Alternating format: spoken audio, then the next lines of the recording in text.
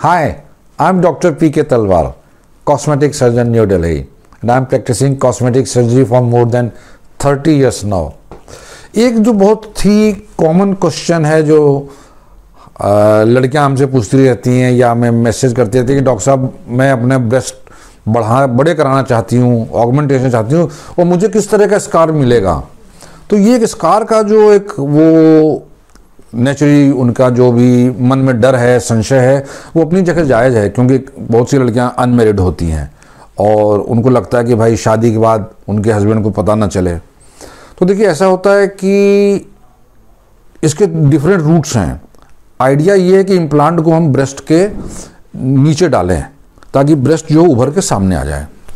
अब कहाँ से डालेंगे, इसके लिए हमें कोई एक द्वार बनाना पड़ेगा जिसमें से हम उस इम्प्लांट को स्लिप करें और ब्रेस्ट के पीछे जाए।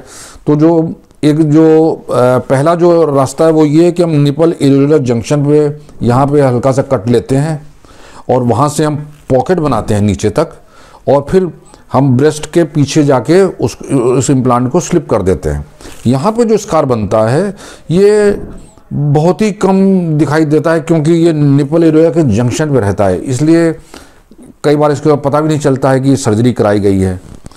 अब हर प्रोसीजर के अपने फ़ायदे नुकसान है, वो दूसरी बात है, लेकिन ये जो स्कार है ये आप कह सकते हैं यहाँ पे ना के बराबर पता चलता है। दूसरा जो रूट है वो है कि ब्रेस्ट के नीचे जो है सल्कस में, सब मेमोरी सब इंफ्रामेमोरी सल्कस में हम लोग कट लेते हैं। यहाँ से हम इस ब्रेस्ट को उठा देते हैं और फिर इम्प्लांट को ब्रेस्ट के नीचे या मसल के नीचे डाल दिया जाता है। ये दुनिया में ये सबसे कॉमन प्रोसीजर है क्योंकि और सबसे एक्सेप्टेबल भी है।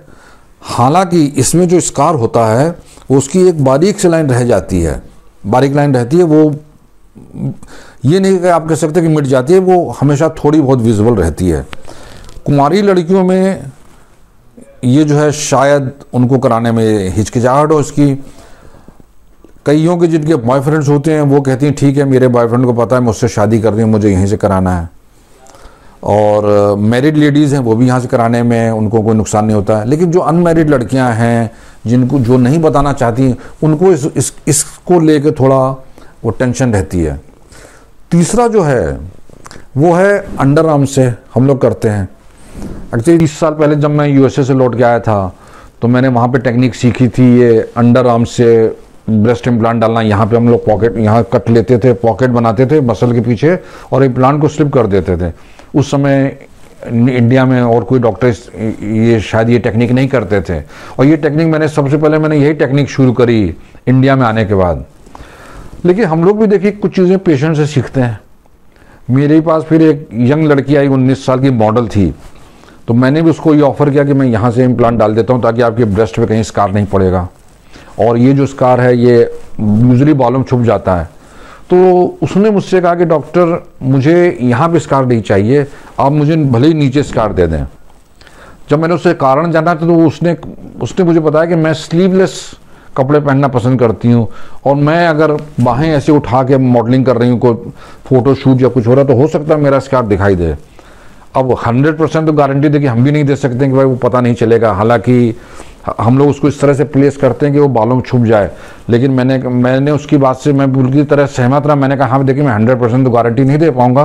तो उसमें हमने स्कार फिर इंफ्रामेमोरी रीजन दिया। उसको ये टेंशन नहीं थी कि उसका बॉयफ्रेंड या हस्बैंड लाइक करेगा कि नहीं करेगा, उसके लिए ज़्यादा ज़रूरी था उसका कैरियर। तो उसने उस हिसाब से स्कार को चूज़ किया। तो हर लड़की अपने हिसाब से चूज़ करती है। मैरिड लड़कियाँ इंफ्रामेमोरी को माइंड नहीं करती हैं, कुंवारी लड़कियां माइंड करती हैं और वो न वो यहाँ से चाहती हैं ना इंफ्रामेमोरी ना निपल से। ये भी है कई लड़कियों के साथ ऐसा होता है। तो फिर इंजेक्शन फैट है नई चीज़ जिसमें हम पेट से फैट निकालते हैं और इंजेक्शन के द्वारा ब्रेस्ट आपकी बड़ी कर देते हैं। तो उसमें कोई स्कार भी नहीं पड़ता है, फैट आपका अपना टिश्यू होता है, तो इसके अपने फ़ायदे हैं। तो ये 3-4 जो चीज़ें हैं, तो fat is practically scarless you can से।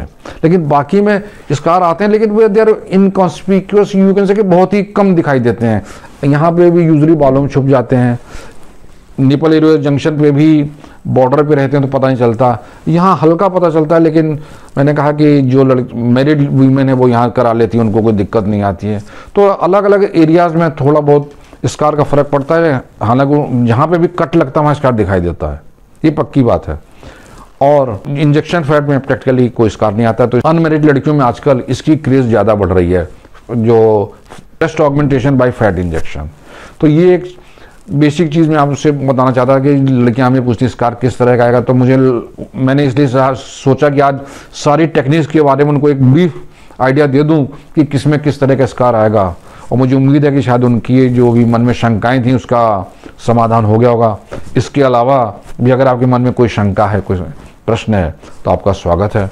आप हमारी टीम से संपर्क करें, हमें बड़ी खुशी होगी आपके किसी भी प्रश्न का उत्तर देने में। और अगर आपको वीडियो पसंद आया तो कृपया से लाइक और सब्सक्राइब करना ना भूलें। Thank you very much.